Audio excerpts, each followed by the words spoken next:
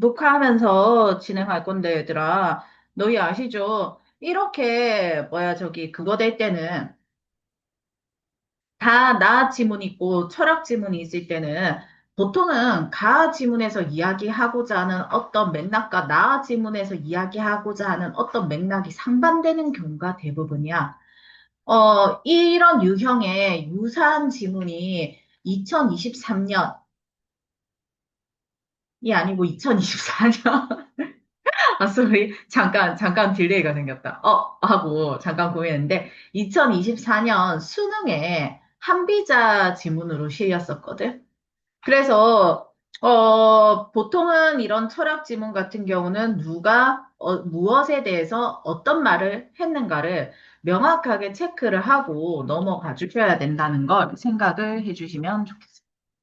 됐나요? 자, 그래서 1문단부터 한번 체크해 볼게요. 님들, 포커 하면 바로 떠오르는 거 있으셔야 되죠. 특히 대명은. 대명 아니고 나머지 학생들도 사실은 떠올라야 하지만, 대명은 특히나 떠올라야 된다. 포코.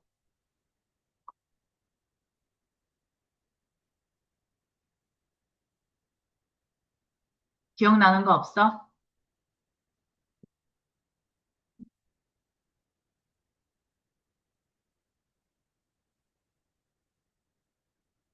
페노티콘. 이거 교과서 안 읽어봤구만. 이거 독서 교과서에 페노티콘 있지? 아직 안 했어. 있는 건 알지? 학원에 셋째 가시나, 니는? 일단 아니요 하고 보지. 자, 님들, 푸코 하면은 님들, 이건 상식. 상식. 교양. 푸코 하면 떠올려야 되는 게 바로 상식과 교양적 맥락이다, 지금. 그, 페노티콘이거든요. 페노티콘이 무엇이냐면 원형 과목을 떠올리시면 되는데, 간수는 가운데 있고, 가운데를 어둡게 만드는 거야. 그리고 그 재수들은 동그랗다고 했잖아. 가운데 하나, 그러니까 동그랗게 가운데가 비어있는 동그란 탑 모양으로 만들고 가운데는 이제 그 하나의 어떤 엘리베이터처럼 그런 걸 하나 만들어 놔. 그리고 거기는 어둡게 만들어. 그 안에 사람이 있는지 없는지 못 보도록. 무슨 느낌인지 알겠지? 아예 못 보도록 그렇게 만들어 놓는 거야. 그러고 나서 무슨 짓을 해? 동그랗게 만든 이 바깥쪽에 죄수들을 수감하고 그곳은 아주 밝게 만들어 놓는 거야. 그래서 누가 나를 감시하는지 모르게 만들어 놓는 거지. 하지만 누군가 분명 나를 감시하고 있다는 생각은 하도록. 그래서 어떻게 하는 거야? 그거에 신경을 써서 내 스스로 조심하게 만드는 거지. 네, 나중에 또 말씀드릴게요. 자, 어, 일단 요거 제목은,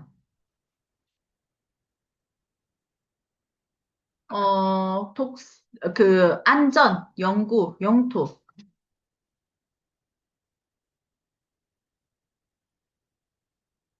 잠시만.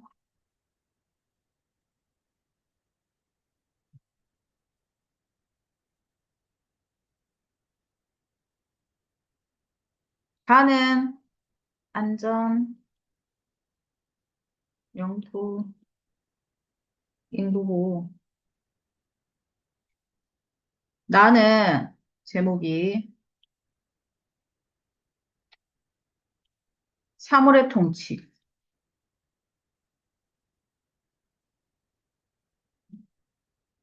포크와 신유무론입니다.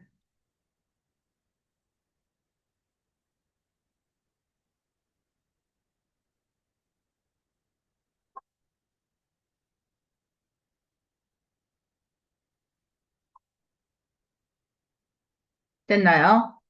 자, 그래서 가의 주제는 푸코가 제시한 권력의 본질과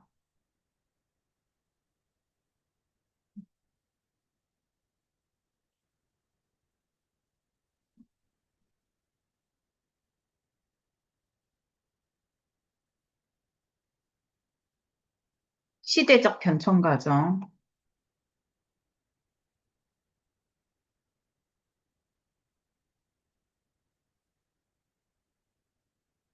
그리고 진정한 주체성 획득의 방법.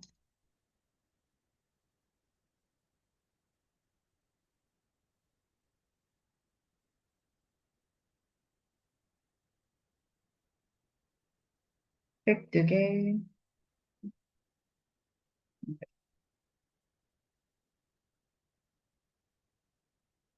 이렇게 되고요. 자, 한번 가볼게요. 포커는요, 포커는 개인과 권력의 관계를 고찰해서 권력의 본질은 소유할 수 있는 특권이 아니고 지배를 위한 기술이라고 이야기를 합니다. 어, 주권 권력, 권력, 생명 권력이란 개념을 통해서 권력의 양상이 달라지는 과정을 설명했는데, 자, 여기까지 끊고, 포커의 권력에 대한 관점과 자리가 없으니까 이거 뺏어 적을게요.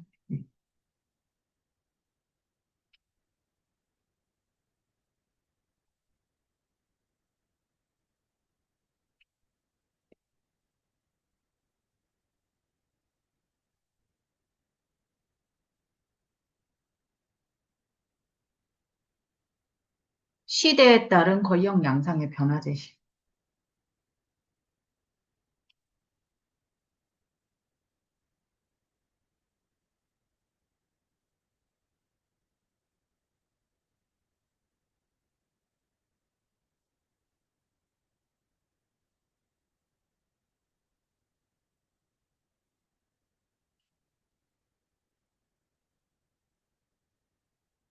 이 문단 푸코에 따르면 고대부터 존재한 주권 권력은 군주의 뜻을 담은 법에 기반해서 작동하였다.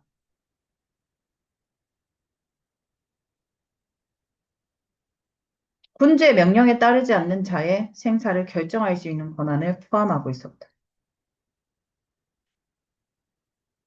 지금 주권 권력에 대해서 고대 이야기를 하고 있죠. 자, 권력은 군주, 그리고 법, 그리고 생사 결정 권한, 요런 게 있었다는 거죠.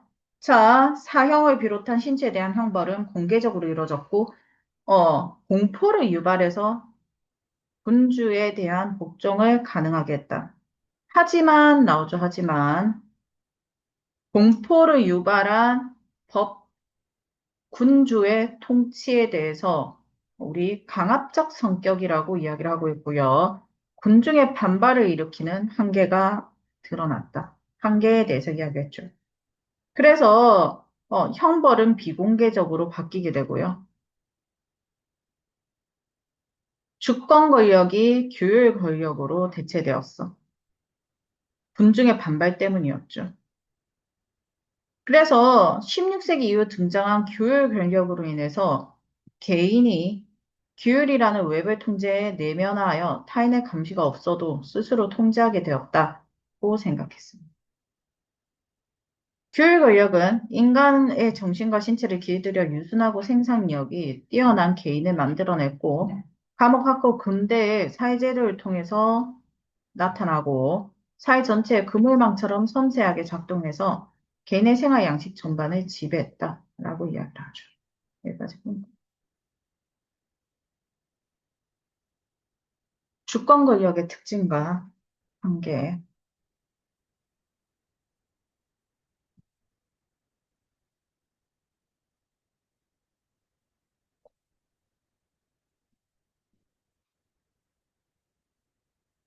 그리고 개인을 내면적으로 통제하는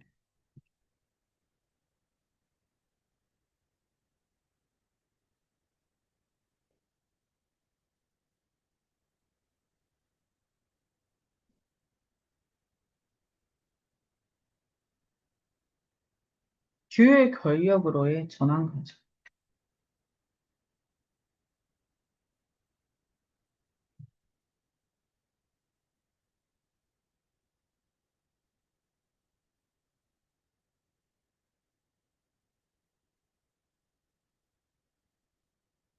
17세기 이후 근대 국가 형성과 산업혁명이라는 정치 경제적 변화가 진행되고 인구가 국가 역량의 주요 요소로 부각되면서 국가가 인간 생명과 관련된 문제에 개입해서 어, 직접 관리하게 되었습니다. 이것을 생명권역이라고 불렀고 안정된 인구 확보와 조절을 위해서 인간이라는 종이 지니는 생물학적 특성과 질병에 대해 알고 있는 위험 요소에 대비하는 것이 필요했고 생물학과 의학의 발전이 가능하게 했다고 이야기를 하죠. 교육 권력과 생명 권력의 작동이 개인을 통제하고 인구를 안정적으로 조절해서 국가가 순종적으로 생산적인 노동력을 확보할 수 있게 했다. 이게 바로 자본주의 발전에 중요한 역할을 했다고 보는 겁니다. 교육 권력과 생명 권력이. 여기까지 끊고 국가가 인구를 관리하고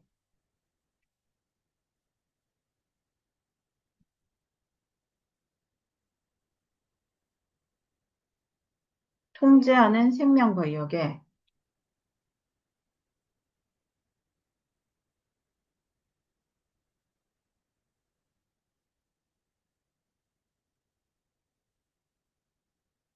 등장 배경과 역할.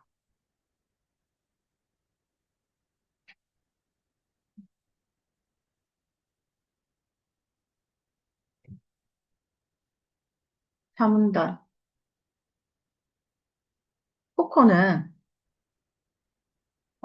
사람들의 일반적 생각인 주체성에 대한 사람들의 일반적 생각을 이야기하려고 하는 거죠. 권력의 작동으로 구성된 결과물. 권력이 작동하는 방식이 개인을 최대한 통제하는 방식에서 최소한의 권력만 관여해서 개인의 욕망과 방해를 허용하는 방향으로 나갔고, 결과로 스스로를 주체성 가진 자율적인 존재로 생각하게 되었다. 그러나 푸코는 주체성에 대한 이런 생각이 허구라고 보았죠. 진정한 주체성은 권력에 대한 저항을 통해 획득할 수 있고, 저항은 권력에 대해 새롭게 자유하고 모순을 찾아 예속되지 않으려는 자세를 갖추는 것. 그래서 저항을 통해서 새로운 방식으로 자기를 생성할 수 있을 때 진정한 주체성을 획득할 수 있다. 고 이야기합니다. 여기까지 끊고. 내 말이 빠르다고? 어, 힘내세요. 자, 권력에 의해 구성된 얘들아, 인간적으로 내가 입으로 읽는 속도보다 님들이 눈으로 보는 속도가 빨라야 되고 내가 입으로 불러주면서 그걸 좀 하기 때문에 할 수 있어요. 있어요. 권력에 의해 구성된 주체성에 대한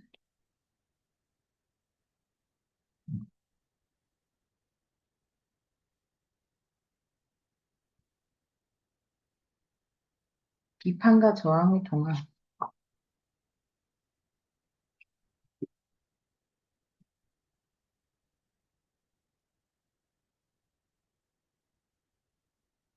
진정한 주체성 획득 가능성.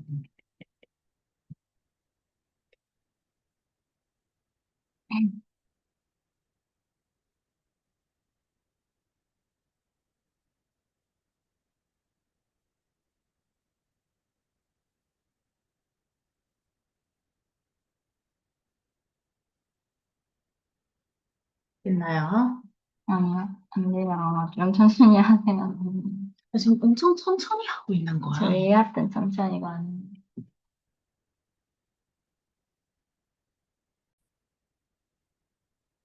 자, 가볼게요, 그러면. 1문단.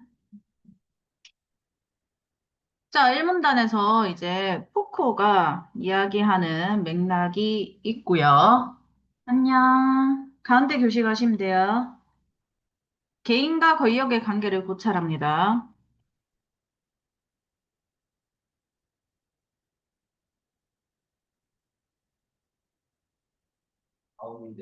네네.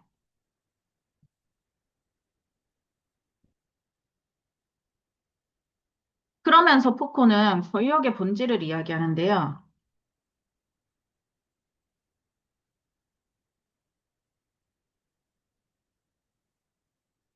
소유의 특권이 아니고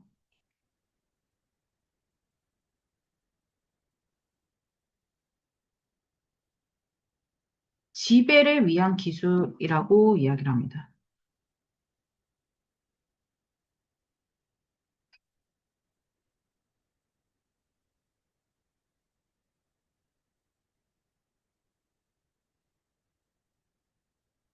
자, 그래서 주권 권력,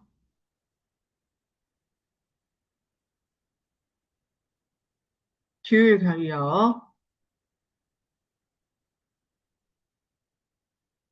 생명 권력을 통해서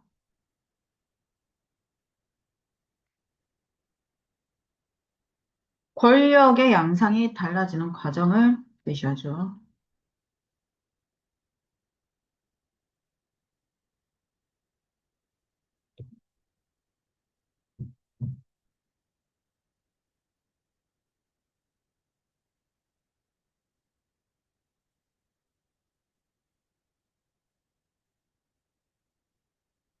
이 문단 여기서 주권 권력에 대해서 이야기를 합니다.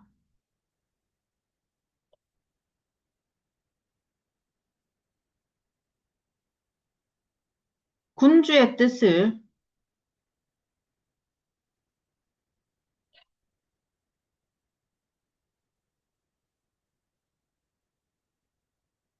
법 기반으로 작동시키고요.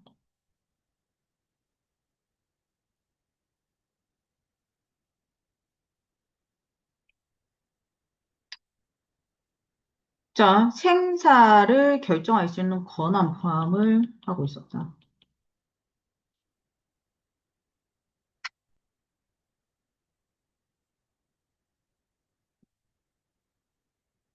이게요.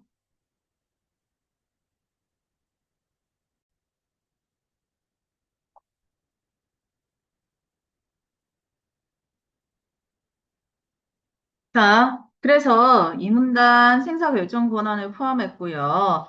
자, 이 생사 결정 권한까지 있다 보니까 뭐가 돼? 공포 유발로 공포를 유발해서 지배를 했죠. 음.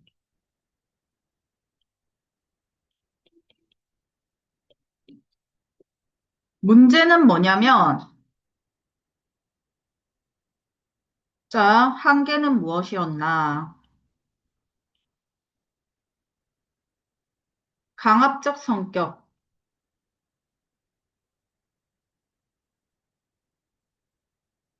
군중의 반발이 일어났다는 거죠.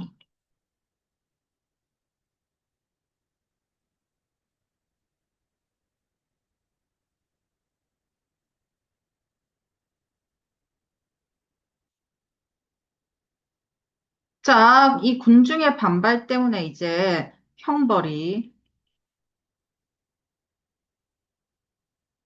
공개적에서 비공개적으로 바뀌게 됩니다.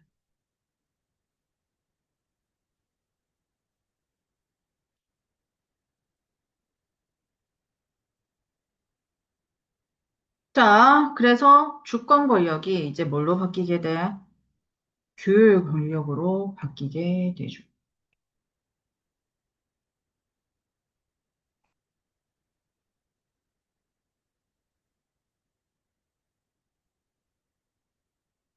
포커는 뭐라고 생각했냐면, 규율이라는 외부의 통째를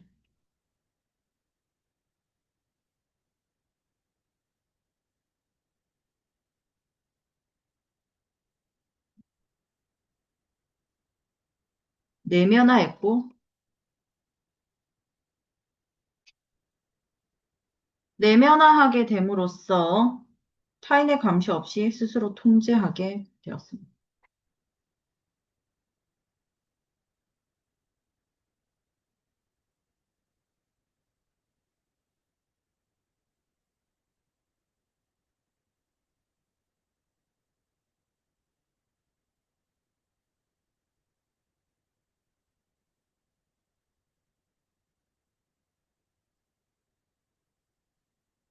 규율 권력은 인간을 길들여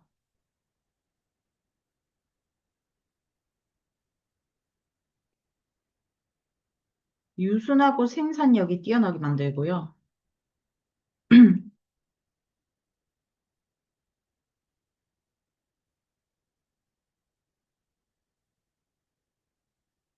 사회 제도 그리고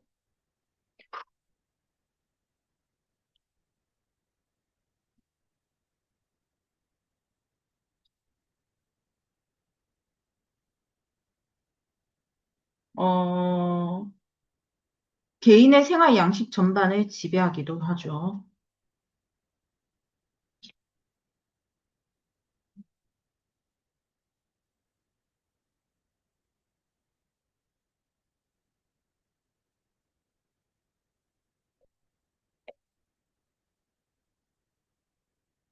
3문단.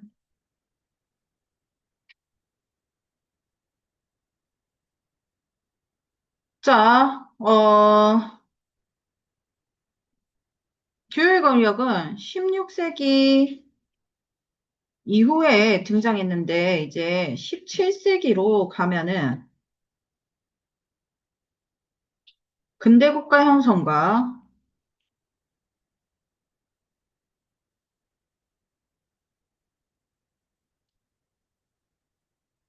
산업혁명이 일어나죠. 그래서 뭐가 중요해졌냐? 인구가 중요해졌다.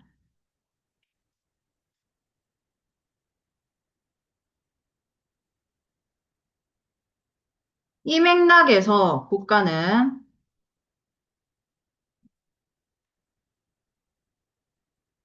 인간 생명에 관한 문제에 직접 개입하게 된다.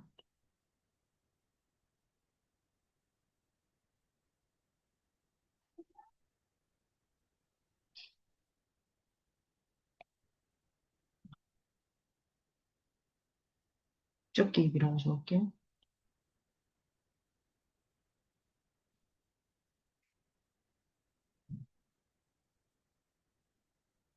이것을 우리가 뭐라고 부른다? 생명 권력이라고 부른다.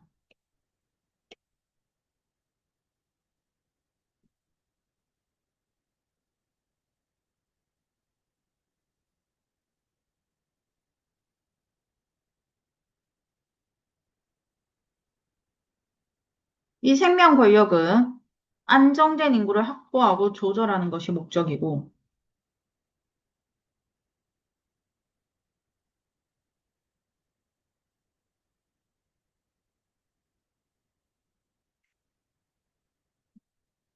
이를 위해서 생물학적 특성과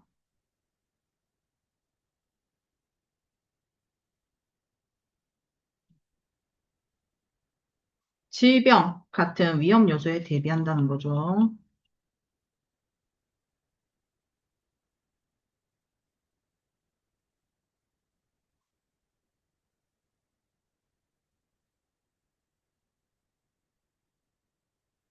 자, 그래서 교육 권력과 생명 권력이 함께 작동하면서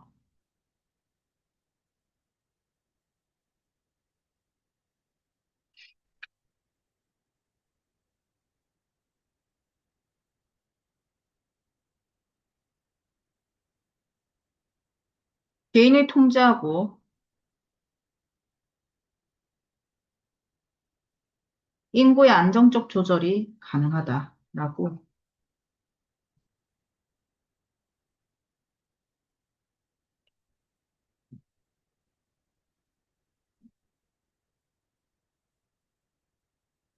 이야기를 하죠.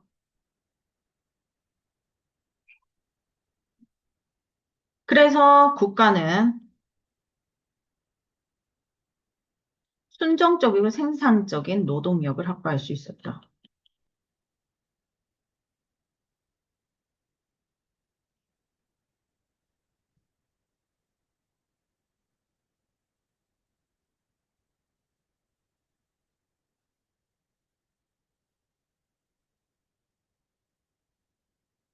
자본주의의 발전이 일어날 수 있었고요. 자, 3단. 이제 푸코는 주체성에 대한 이야기를 합니다.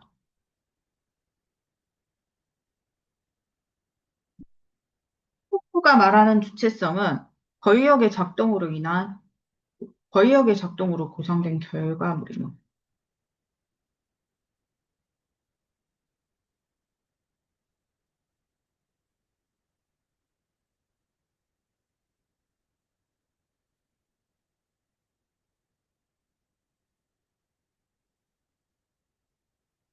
이 권력 작동의 방식이 자, 개인을 최대한 통제하는 방식에서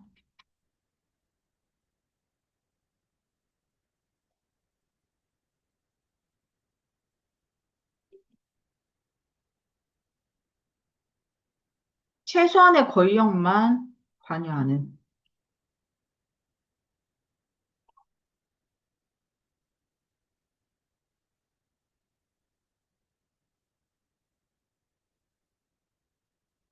그래서 이 최소한의 권력을 관여한다는 건 개인의 욕망과 방임을 허용하는 거죠.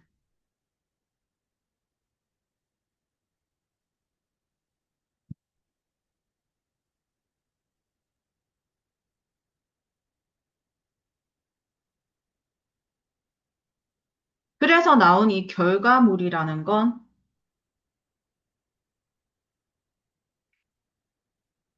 개인이 스스로를 주체성을 가진 자율적 존재로 생각하는 거죠.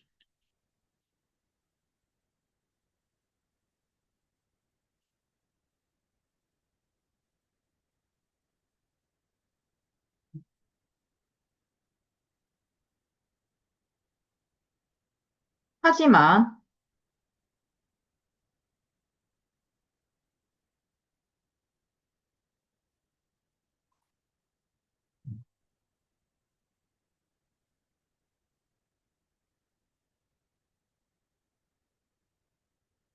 푸코는 주체성에 대한 요 생각이 허구라고 생각했다.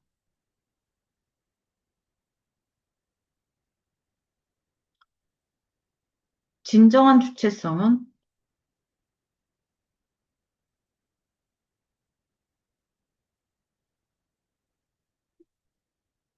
권력에 대한 저항으로만 획득이 가능하다.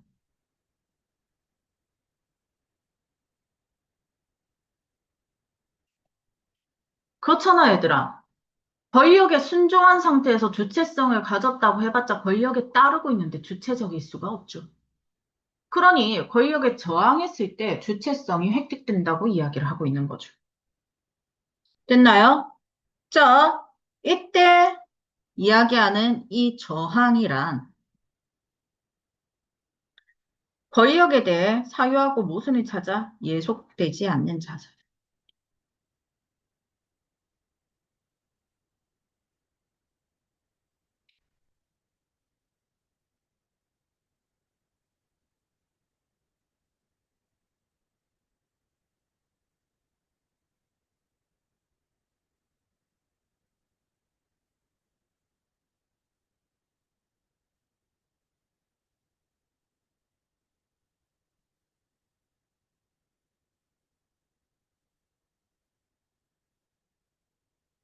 자, 그리고 이 저항을 통해서 새로운 방식의 자신을 생성할 때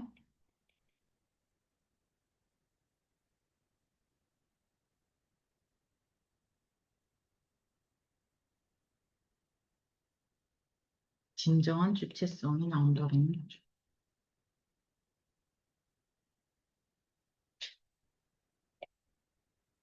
자, 가는 여기까지.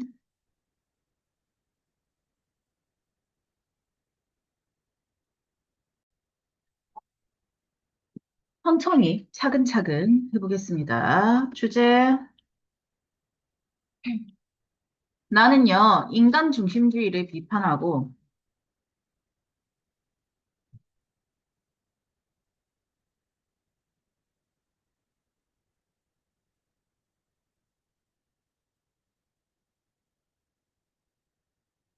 비인간과, 비인간과의 새로운 관계 설정을 통해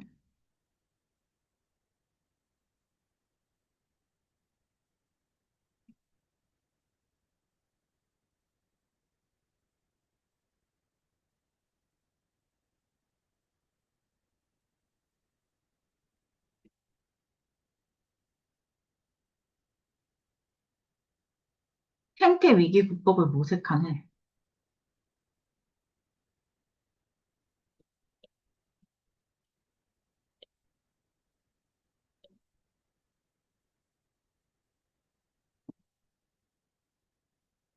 신유물론의 관점.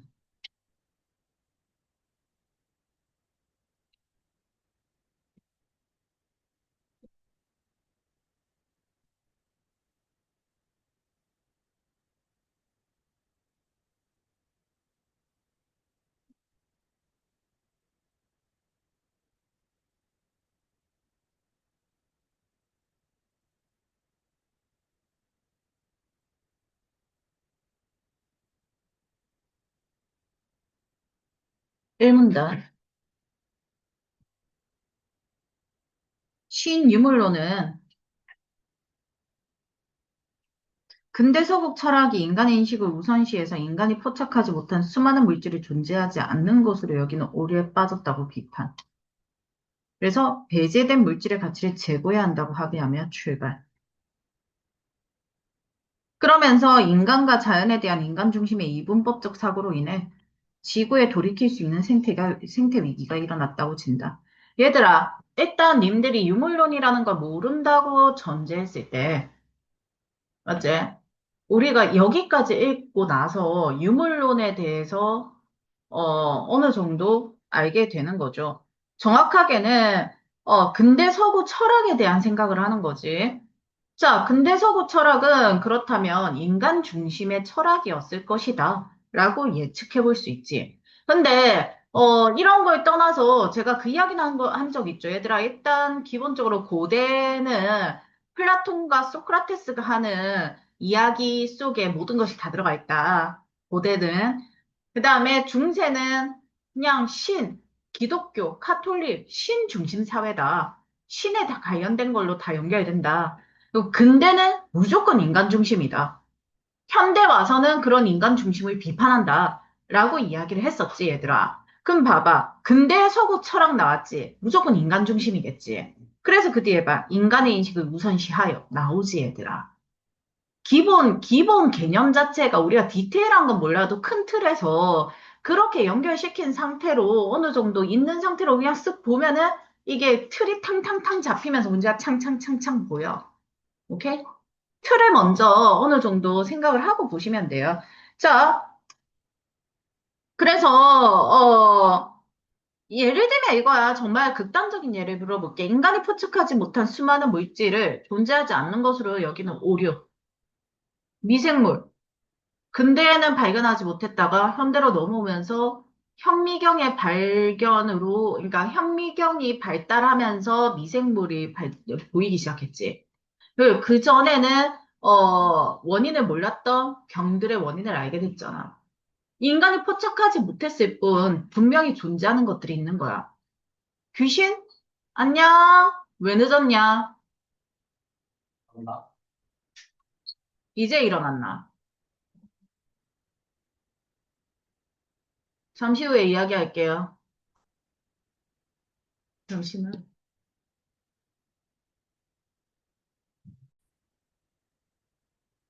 괜찮아. 수능 아니었으니까 괜찮아, 얘들아. 단지니까 바로 변하네요. 지난해 그렇게 말하면 연상밖에 학생들이 선생님 과연 무슨 말을 했을까 상상하잖아. 나 아무 말 안 했는데. 이미 다 알고 있을 거예요. 잠시만 가볼게요.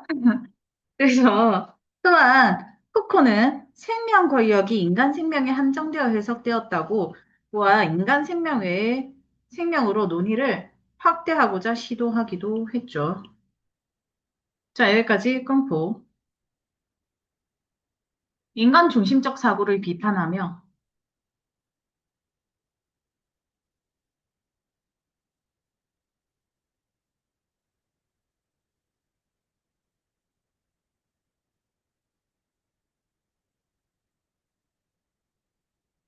등장한 신유물론의 핵심 주장가.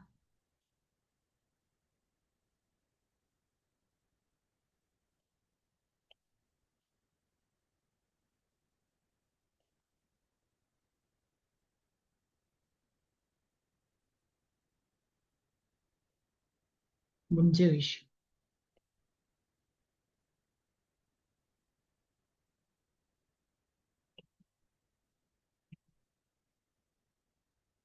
이 문단, 라투르가 이제, 어, 인간과 자연에 대한 인간 중심의 이분법적 사고에서 벗어나기 위해서 철학적 반복론을 제시했죠. 자, 질문 하나 해볼게요, 소리야. 그럼 푸코는 인간 중심적으로, 이제 생명을 논의하려고 했던 거잖아. 네. 야, 아니요. 우리 방금 뭐라 했어? 생명 권력이 인간 생명에 한정되어 해석되었다고 보아서 이외의 생명으로 논의를 확대하려고 시도했다. 라고 방금 있었지. OX에서 바로 낚였죠. 학교 시험에서 이런 식으로 낚이는 거세요. 오케이? 조심하셔야 됩니다. 자, 가서 볼게. 아니, 녹화 중인데 제가 또 모르게. 어. 내년 학생들이 보고 또 겁먹을 수도 있잖아. 애기들이. 음, 인의가 필요할 때도 있는 거니까. 자, 가볼게요. 동식물과 미생물, 인간 외에 다양한 존재를 비인간이라고 칭했다. 그리고 이들도 과학기술 발전에 역동적 역할을 해왔다. 라고 이야기를 하죠.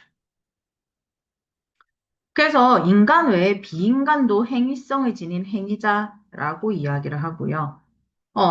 그럼에도 인간이 수동적 개체로 보고 역할을 인정하지 않아서 인류세를 초래했다라고 이야기를 하죠. 인류세는 인간 활동이 기후변화, 생물종, 다양성 상실 등의 위기를 초래했음을 부각하기 위해 제한된 지질학적 시기의 명칭. 돈 내는 거 아니다. 자, 그래서 이 인류세를 극복하기 위해서 우리가 경험하는 세계가 인간과 비인간이라는 동등한 위작, 왜 이러지? 인간과 비인간이라는 동등한 행위자가 만든 수평적 연결망이고,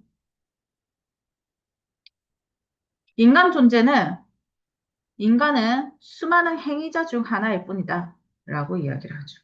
여기까지 끊고, 행위자로서의 비인간을 인정하고,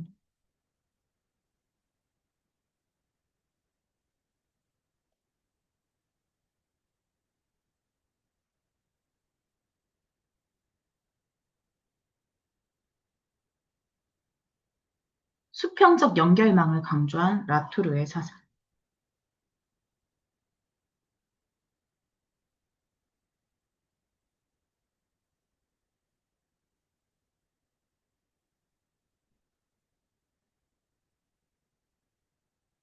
안녕. 아가, 너는 내일 도서관이다. 내일도요? 네. 오늘 저 퇴근할 때 갑니다.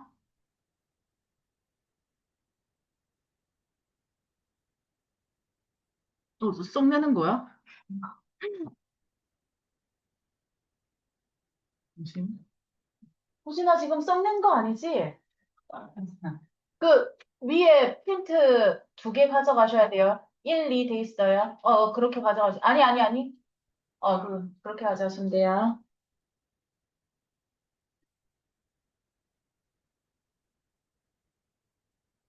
잠시만.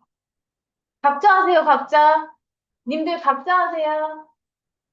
각자 하세요. 네네. 애기들이지. 헤러웨이도 뭐라고 하냐. 생태를 바라보는 인간 중심의 이분법적 사고에서 벗어나고자 했고요. 인간과 비인간 모두 반려종이라고 하고 반려종 간의 공생관계를 강조했다. 인간이 축산 동물이나 실험동물 상가 죽음을 필요에 따라 결정하는 것처럼 다른 존재를 통제하려는 태도에서 벗어나서 인간 이의 존재를 공생하는 반려종으로 인정하고 존중해야 한다고 이야기를 하죠. 페로에는 생태에 대한 평등한 시선은 반려종 간의 책임 있는 관계 맺기를 가능하게 책임을 이야기하고 있죠. 하고 이 유세 극복 가능성을 모색하게 해준다고 이야기를 하죠. 그러니 생명에 가해지는 통제와 조절에 대한 논의를 인간 이외의 다른 생명에까지 확장해서 비인간과의 공존을 모색한 인간 넘어 생명 거역에 대해 고찰한 것으로 평가. 그러니까 헤로이는 뭐라고 이야기를 한 거야? 인간이 다른 생물을 통제하는 맥락으로, 어, 이끌어가면 안 된다. 책임을 가지고 공생을 모색해야 된다. 이렇게 이야기한 거죠. 여기까지 응도 적어볼게요. 반려종 개념을 통해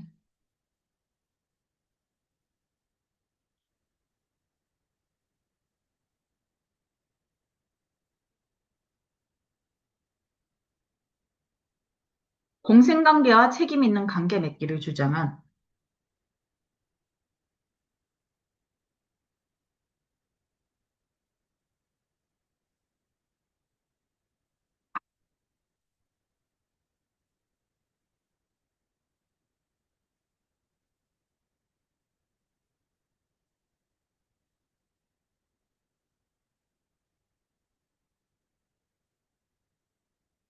페러웨이의 사상.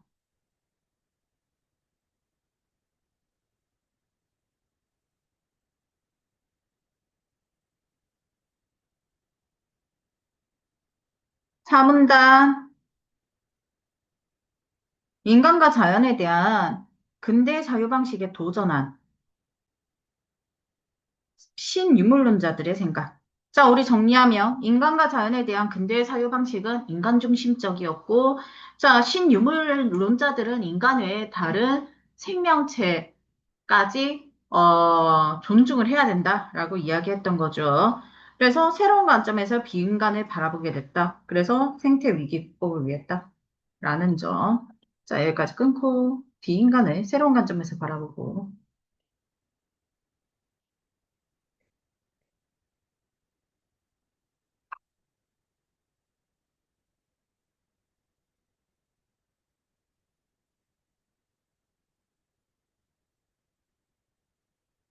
생태 위기 극복의 철학적 토대를 마련한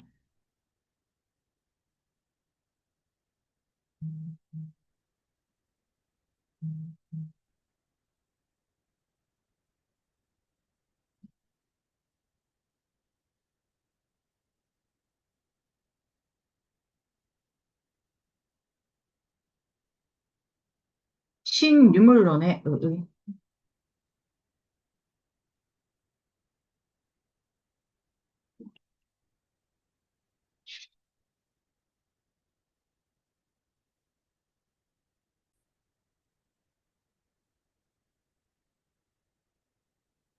일문단.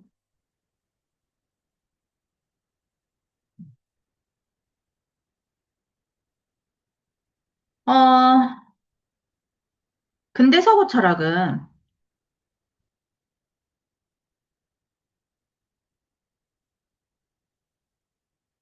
인간의 인식을 우선시했죠.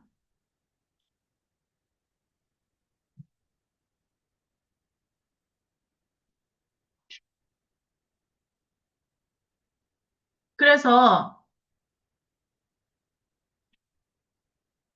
아, 네네, 많이 시끄럽나?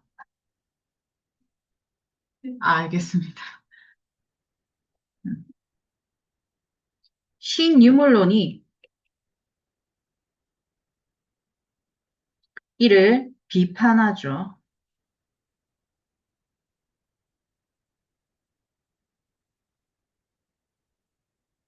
인간이 포착하지 못했을 뿐인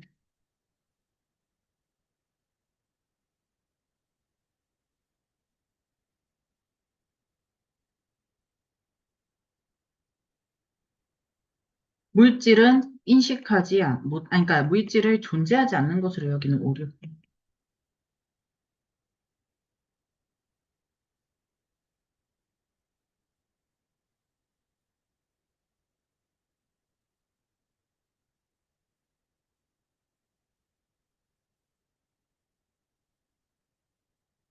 그래서 비판하면서 했던 말이 배제된 물질의 가치를 제고해야 함.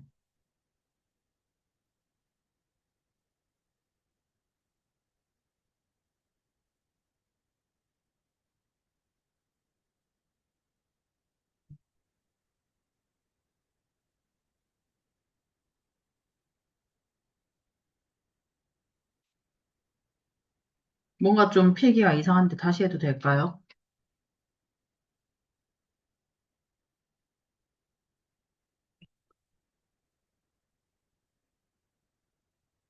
음,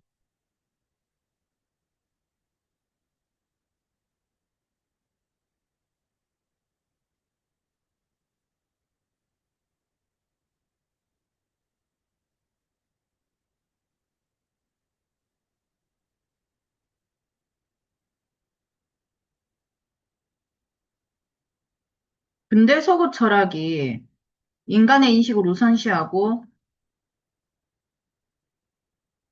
인간이 포착하지 못한 물질을 존재하지 않는 것으로 여기는 오류가 있었던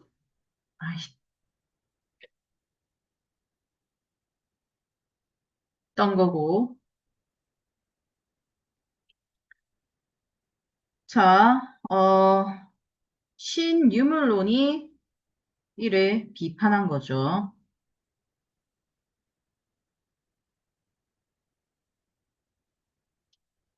이렇게 가야 되네, 제가.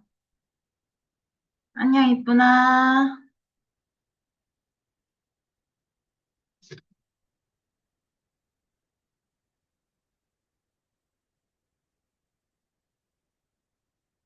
를 체크를 해야 되는 거죠. 가운데 교실 빈자리에서 하시면 돼요.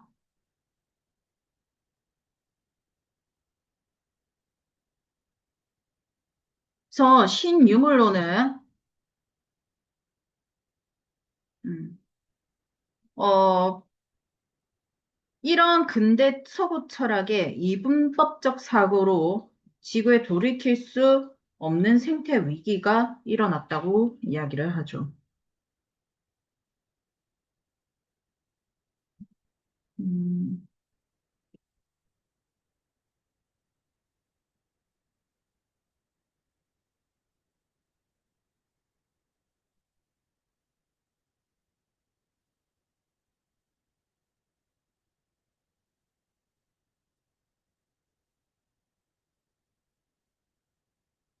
따라서 저 푸코는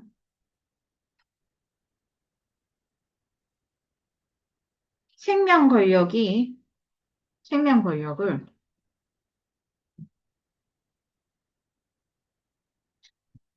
확대해서 인간 위의 생명까지 다뤄야 된다라고 이야기를 하죠.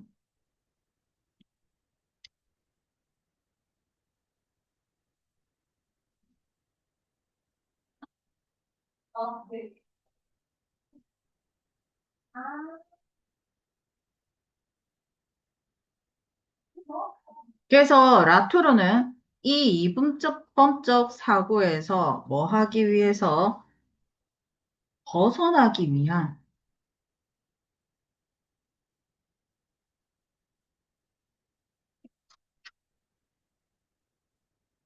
철학적 방법론을 제시합니다.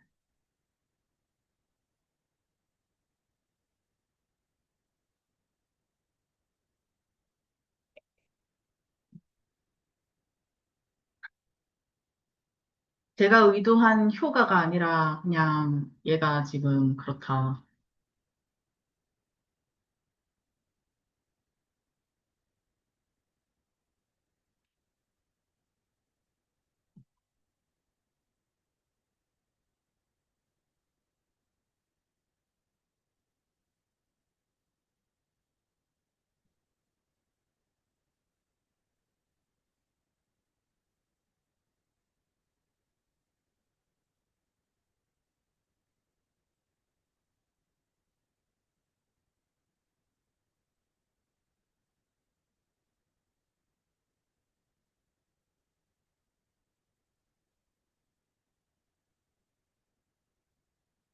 자, 라투르는 동식물과 미생물, 인간 외에 다양한 존재들의 비인간이라는 개념으로 이야기를 하고요. 비인간.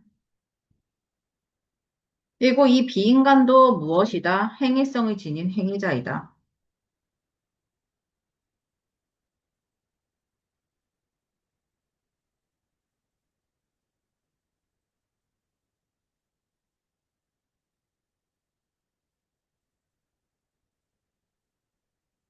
그리고 인간은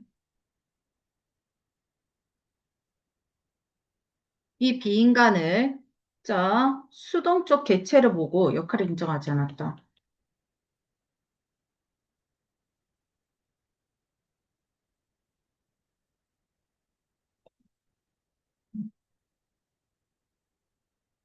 따라서 뭐가 나타났다? 인류세가 등장했다.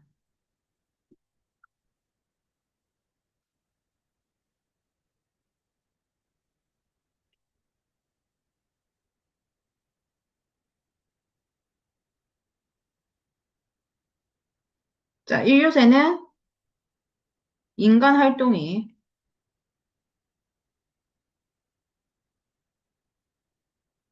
기후변화나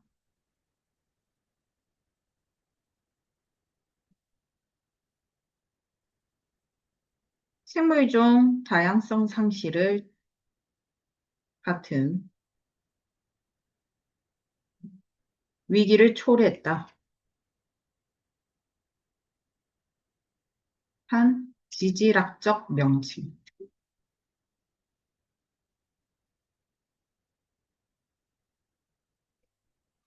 시기의를 뺐네요.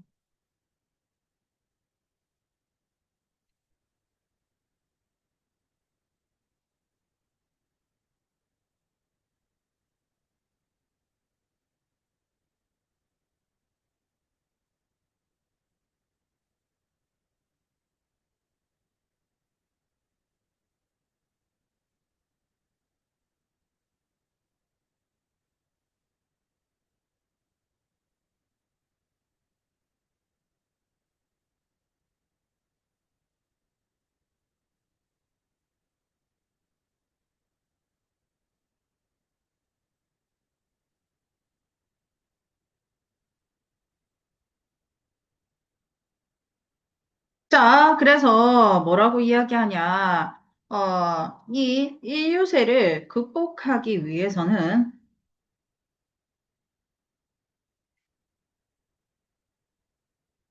어, 세계에 대한 생각을 바꿔야 되고, 우리가 생각하는 세계는 인간과 비인간이라는 동등한 행위자가 만든 수평적 연결망이다.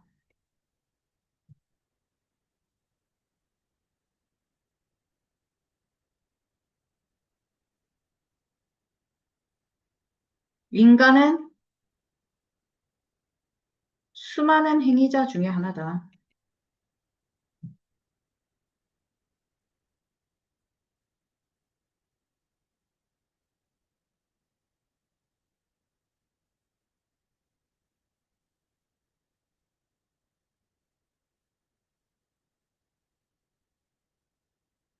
한 문단, 헤로웨이도 역시지, 역시. 헤로웨이 역시라고 하기 때문에 같은 이야기를 한다고 보셔야 돼요. 자, 이번에는 헤로웨이. 지금 약간 딜레이가 자꾸 생겨가지고 시간을 조금씩 주면서 진행하고 있는데 그냥 쭉 할게요. 알아서 보세요. 자, 생태. 아, 눈으로 욕하지 마. 눈으로 욕하지 마. 너희 녹화될까봐 차마 말로 투덜거리지 못하고 지금 눈으로 욕하는 거 알거든? 눈으로 욕하면 안 돼. 자, 생태를 바라보는 이분법적 사고에서 헤로웨이도 이분법적 사고에서 벗어나기 위해서 노력을 했고요. 아이고, 줄을 조금 더 어서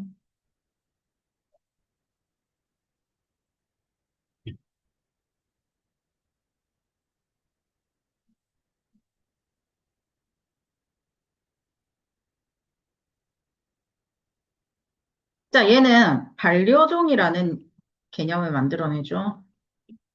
인간과 비인간 다 반려종입니다.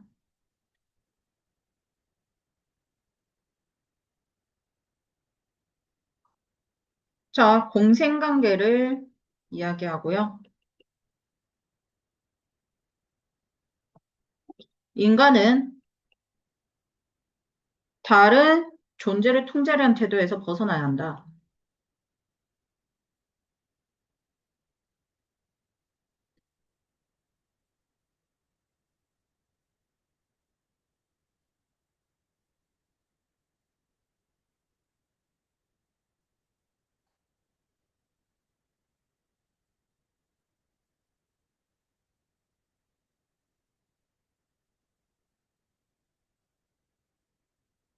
반려종으로 인정해야 한다.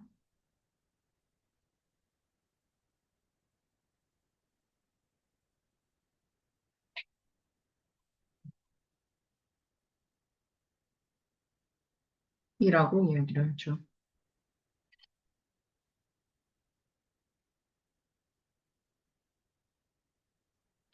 딜레이 너무 심하네.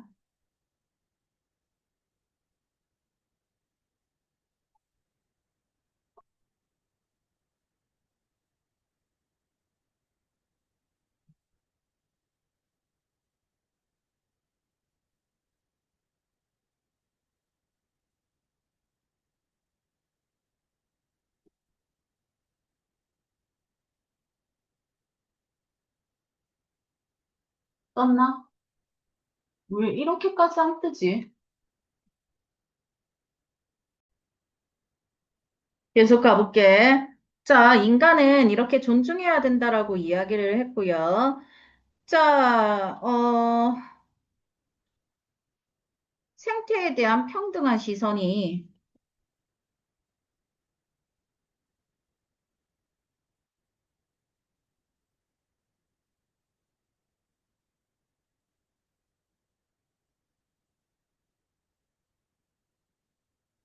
책임 있는 관계를 맺게 해준다라고 이야기를 하죠.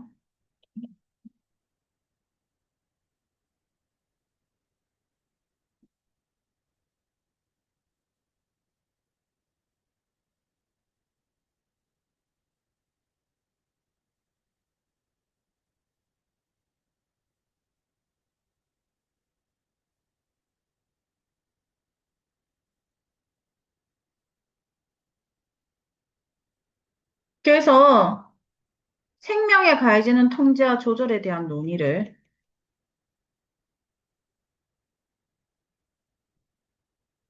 잠시만.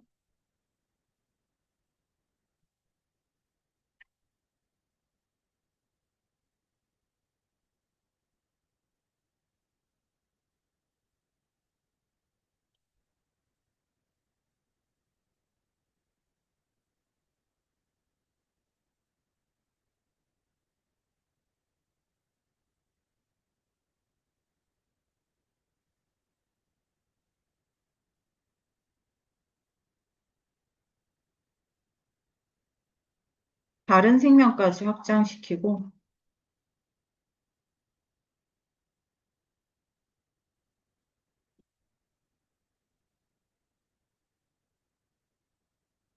공존을 모색했고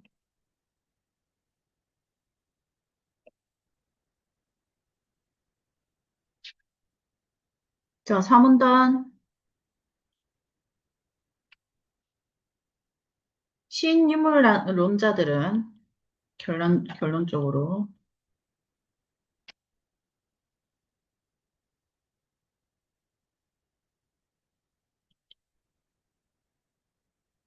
생태 위기 극복을 위한 접근을 했다.